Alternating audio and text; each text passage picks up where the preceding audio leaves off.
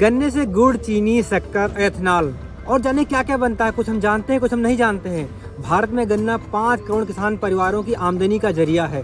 कई राज्य ऐसे हैं जहाँ की मुख्य फसल जो है गन्ना है। लेकिन क्या आपको पता है भारत में गन्ना कहाँ से आया है? गन्ने का इतिहास क्या है? जो गन्ना है वो कितना हिंदुस्तानी है?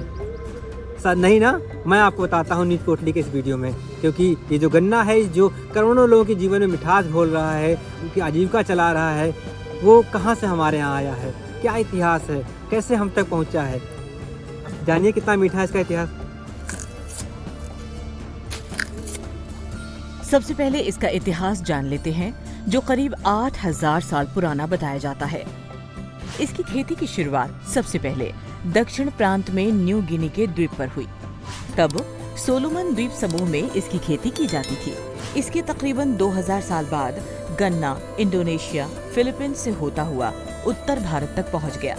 चीन में तो गन्ना लगभग 800 साल पहले भारत से पहुंचा था, जबकि चीनी की शुरुआत 8वीं शताब्दी के आसपास मुस्लिम और अरब व्यापारियों ने भूमध्य सागर, मेसोपोटामिया, मिस्र, उत्तरी अफ्रीका और अंडासुलिया में अब्बासीद खलीफा ने दक्षिण हिस्सों में की।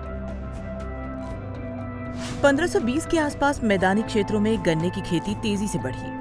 स्पेनिश एक्सप्लोरर कॉर्टेज ने 1535 में उत्तरी अमेरिका में पहली चीनी मिल की स्थापना हुई। जल्द ही इसकी खेती पेरू, ब्राजील, कोलंबिया और वेनेजुएला तक फैल गई। 1547 में प्यूर्टो रिको में भी पहली चीनी मिल स्थापित हो गई।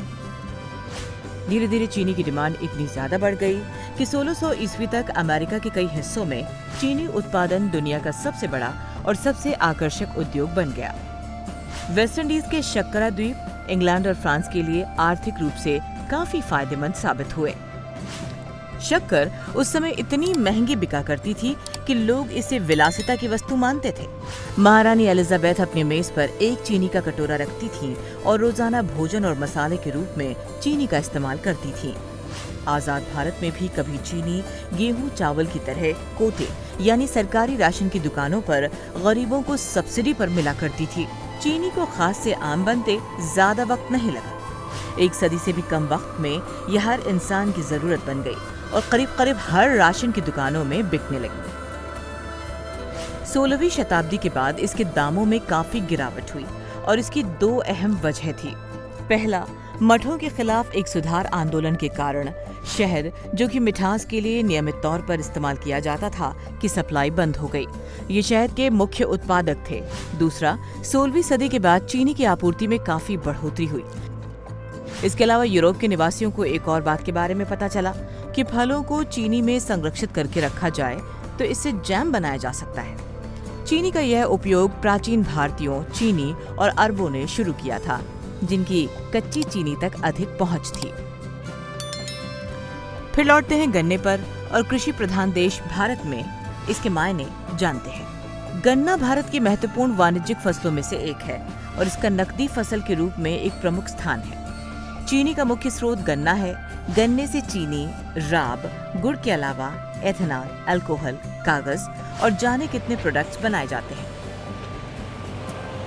भारत दुनिया का सबसे ज्यादा गन्ना उत्पादक देश है, जिसमें महाराष्ट्र और उत्तर प्रदेश की भागीदारी सबसे ज्यादा है। साल 2022 गन्ना उत्पादन के लिए ऐतिहासिक साल साबित हुआ।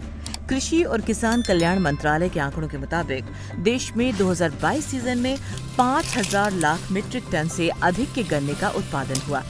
यही वजह है कि भारत चीनी उत्पादन में भी ब्राजील को पीछे छोड़ पहले स्थान पर पहुंच गया है। खाद्य और सार्वजनिक वितरण मंत्रालय की वेबसाइट खंगालेंगे तो ये पता चलेगा कि चीनी उद्योग एक महत्वपूर्ण कृषि आधारित उद्योग है, जिस पर लगभग 5 करोड़ गन्ना किसानों के परिवारों और चीनी मिलों में सीधे जुड़े 5 लाख कर्मियों की आजीविका निर्भर है। आज भारतीय चीनी उद्योगों का मार्केट करीबन 80,000 करोड़ रुपए है। जी हाँ, 80,000 करोड़ रुपए।